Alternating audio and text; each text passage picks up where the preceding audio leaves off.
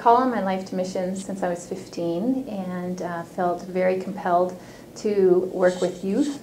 And so when the opportunity came forward for us to be dorm parents at Delott International School, we went through the process of applying and being accepted there and moving our family of 2 teenagers overseas with us. Delott International School is a school of about 430 students of 25 different nations. It used to be a Christian and Missionary Alliance school, but is now run by a board of different mission agencies. And it's a great school academically speaking, and it also provides a lot of extracurricular activities for students.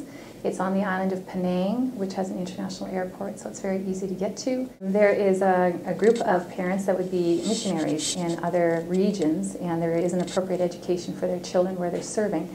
And so the kids come and stay in the dorms. There's also lots of day students. So perhaps a Korean family will move to Penang in order to educate their children in English, and they'll send their children to our school. So we have both day and dorm students in our school.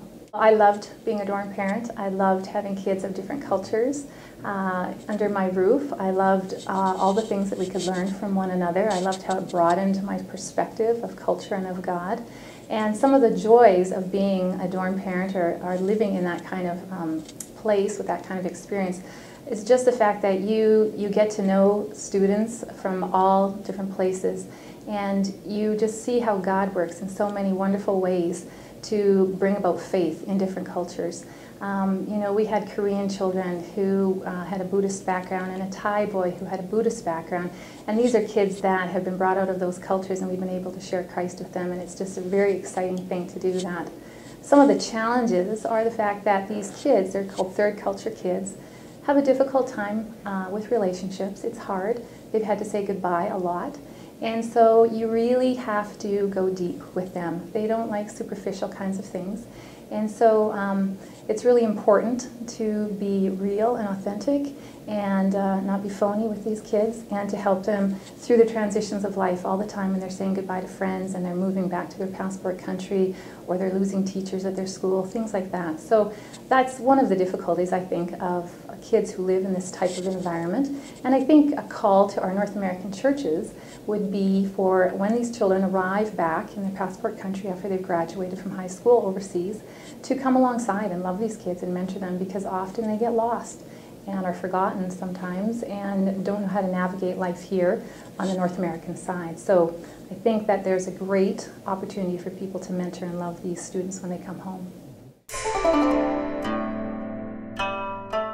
I think some of the qualities you may need to have to work in this setting would be just a tolerance for many different types of cultures, different types of food, languages. You can't be ethnocentric to work in that type of setting.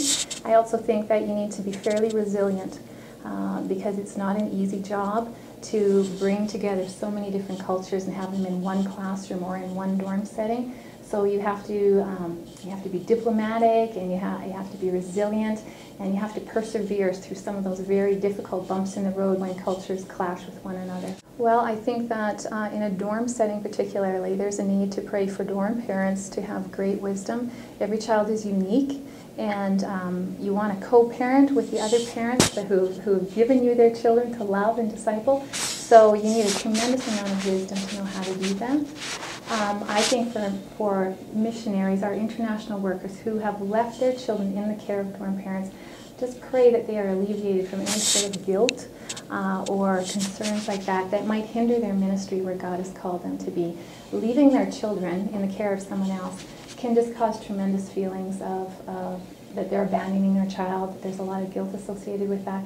And I think we just need to ask the Lord to alleviate those concerns and allow them that peace, knowing that their children are well taken care of.